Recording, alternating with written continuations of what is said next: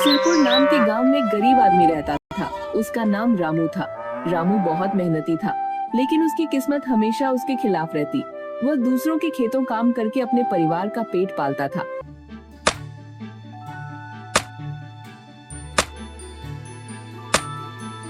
आज काम करके बहुत भूख लग रहा है। चलो पास के ढाबा में कुछ खा लिया जाए।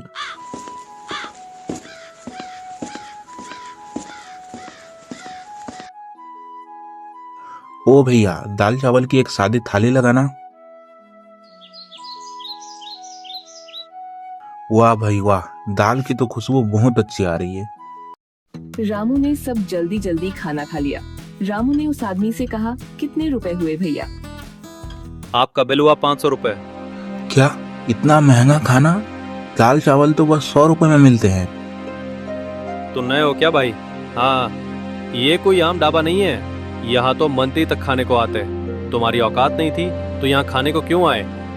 भैया मैं तो गरीब हूँ, मेरे पास इतने पैसे नहीं हैं। मैं तो और ढाबों की तरह इस ढाबे को समझकर खाने आ गया था। आदमी अपने मालिक को बुलाया। ये आदमी खाना खाकर बोल रहा है पैसे नहीं है। पैसे निकालता है सीधी तरह से की बताऊं तुझे? मेरे पास तो बस 100 रुपए है, बाकी धीरे धीरे करके मैं आपको दे दूंगा। तू ऐसे नहीं मानेगा। उसके बाद रामू को दुकान का मालिक और बाकी उसके आदमियों ने मिलकर उसको खूब मारा। रामू शर्मिंदा होकर चुपचाप अपने घर चला आया है।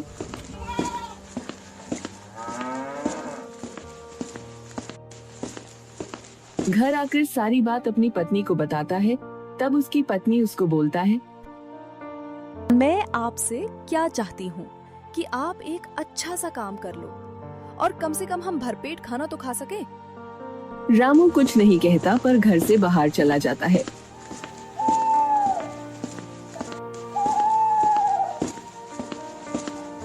रात को रामू जंगल में एक पेड़ के नीचे बैठा हुआ था, दुखी और अकेला। तभी वहाँ एक साधु बाबा आए। उन्होंने रामू की हालत देखी और बोले, बेटा, जब दुनिया मुंह मोड़े तब उसे ऊपर वाला संभालता है। परेशान मत हो बेटा, मैं तुम्हें एक जादुई बर्तन देता हूँ। बाबा जादुई बर्तन देते हुए कहते हैं, इसमें तुम जो भी खाने की वस्तु बोलोगे वो इसमें अपने आप आ जाएगा। और ध्यान देना, सबसे मात्र 20 रुपए ही लेना। अगर तुम्हारे मन में लालच आया तो यह बर्तन अपने आप गायब हो जाएगा। रामू ने साधु बाबा को प्रणाम किया और अगली सुबह अपने गांव लौट आया। उसने अपने पुराने घर के पास ही एक छोटा सा ढाबा शुरू किया। बेटा, एक थाली खाना लगाना, बड़ी भूख लग रही है। अभी लगाता हूँ चाचा, बैठिए ना आप, बैठिए। रामू कमरे में जाकर बर्तन से कुछ खाना मांगता है। रामू उसे आदमी को एक प्लेट खाना दे देता है। वाह वाह, खाना खाकर तो मजा ही आ गया। इतने स्वादिष्ट खाना मैंने आज तक नहीं खाया।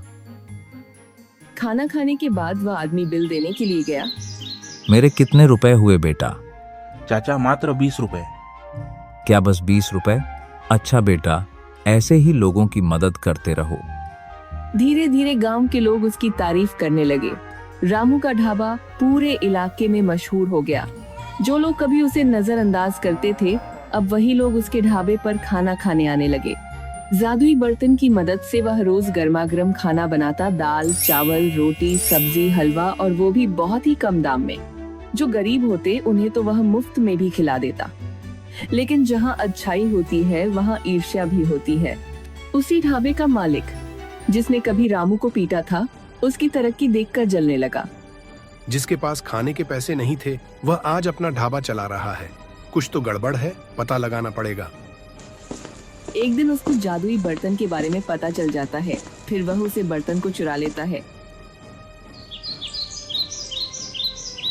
अगले दिन जब रामू ने खाना बनाना चाहा, तो बर्तन गायब थी। वह बहुत दुखी हुआ, लेकिन उसने हार नहीं मानी। उसने गांव के कुछ अच्छे लोगों को सच्चाई बताई और फिर थाने में जाकर रिपोर्ट दर्ज करवाई। पुलिस ने तहकीकात की। थाली उसी ढाबे वाले के घर बर्तन से बरामद हुई। पुलिस उसको गिरफ्तार कर लेती है। रामू को उसकी जादुई बर्तन वापस मिल जाती है। अब रामू ने सीख लिया था कि सिर्फ जादुई बर्तन नहीं, उसका नेक इरादा ही असली जादू है। और लोग कहते हैं, रामू का ढाबा सिर्फ पेट नहीं भरता, दिल भी भरता है।